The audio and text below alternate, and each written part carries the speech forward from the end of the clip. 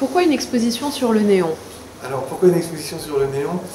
D'abord parce que y a le plaisir, l'envie et la passion pour le néon. C'est quelque chose que je partage avec Antoine de Galbert. Donc ça c'est une raison, on va dire, d'ordre personnel, enfin, il y a un intérêt personnel. Et puis il y a aussi, peut-être de manière plus large, quand on s'intéresse au néon, on s'aperçoit qu'il n'y a, du moins au néon dans l'art, il n'y a jusqu'à présent eu aucun livre important, aucune publication importante, ni exposition, un tant soit peu, ne serait-ce qu'exhaustive, permettant d'explorer toutes les facettes du néon. Donc il y avait véritablement, je dirais, un champ à explorer et une opportunité extraordinaire de faire une exposition qui n'a jamais été faite précédemment. Et comment avez-vous sélectionné les œuvres qui sont présentées dans l'exposition? Alors, la sélection des œuvres, bon, elle se fait évidemment quand on est commissaire d'exposition, on réfléchit, il y a une partie du travail qui se fait seul, où on essaie de construire son propos. Il y a aussi des choses qui se font de manière plus collégiale, parce que c'est la Maison Rouge, et c'est comme ça qu'on y travaille. Donc il y a toujours des discussions passionnantes avec Antoine de Galbert, avec Paula Eisenberg, qui est la directrice de la Fondation, et toutes les équipes d'ailleurs.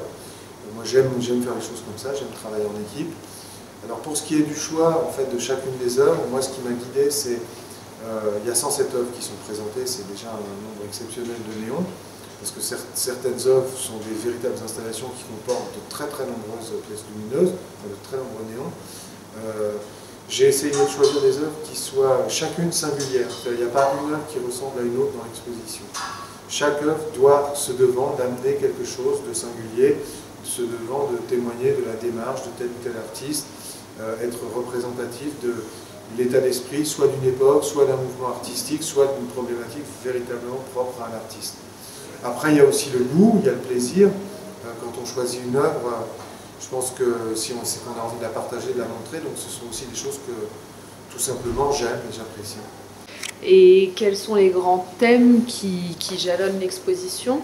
Alors l'exposition, elle est conçue comme une sorte d'exploration qui nous permet de voir tout ce que les artistes ont pu faire avec le néon, quasiment depuis le début, c'est-à-dire depuis le milieu des années 40, l'œuvre la plus ancienne étant datée de 1946 jusqu'à aujourd'hui.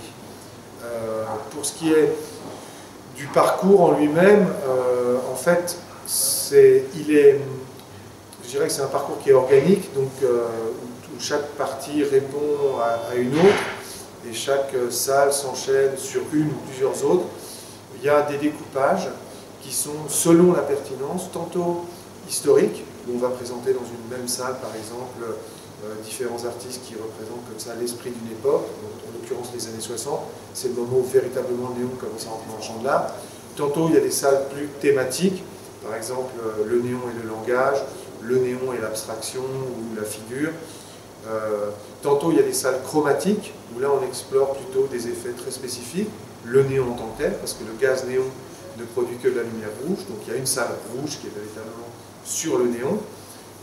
Et puis vous avez des salles qui sont, je dirais, plus poétiques, où là on part sur des idées, sur des mots qui sont très évocateurs. Ça peut être l'éclipse, le songe, l'extinction, toute autre chose. Et pour vous, le néon est toujours quelque chose de résolument contemporain? Contemporain, je ne sais pas. Je pense que c'est en tout cas c'est un matériau avec lequel les artistes semblent prendre énormément de plaisir et semblent développer des propositions plastiques absolument tout à fait singulières, remarquables, quoi, et très fortes. Donc je pense que en fait un matériau il est là, quoi. Il est, à la limite, je dirais pas qu'il est anhistorique, mais il est hors de l'histoire. Il y a des gens qui font des choses dépassées avec des nouvelles technologies, et il y a des gens qui font des choses incroyablement contemporaines avec les matériaux les plus ancestraux, les plus anciens ou les plus banals qu'on puisse imaginer. Alors, cette exposition sera-t-elle présentée dans d'autres lieux d'art contemporain? C'est ce que nous espérons. Il semble que le directeur du Macro à Rome a fait part de son plus vif intérêt. Je crois qu'il est en train de tout faire pour que l'exposition néon soit présentée dans dans le bâtiment principal du Macro à Rome cet été.